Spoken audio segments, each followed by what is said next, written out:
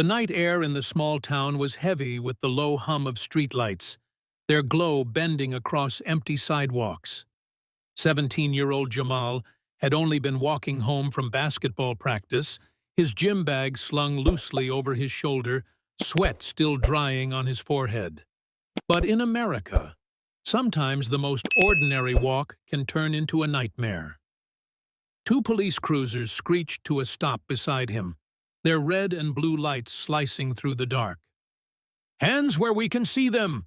an officer barked, stepping out with aggression already in his stride.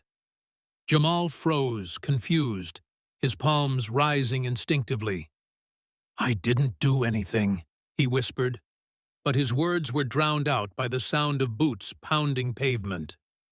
Within seconds, hands shoved him against the hood of the cruiser.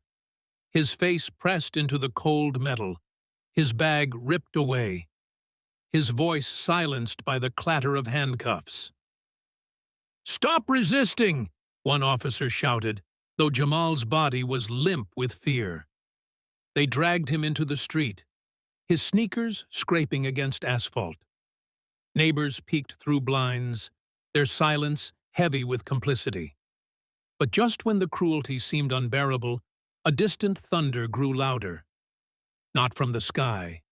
This was the deep, synchronized roar of engines. A convoy of military vehicles turned onto the street, headlights blazing like a dawn cutting through night. At the front, stepping down with calm authority, was Major Denise Carter, Jamal's mother. Her uniform carried the weight of service, the authority of sacrifice, and the unshakable presence of a woman who had defended freedom abroad, only to see her son brutalized at home. Her voice was steady, but every syllable struck like iron.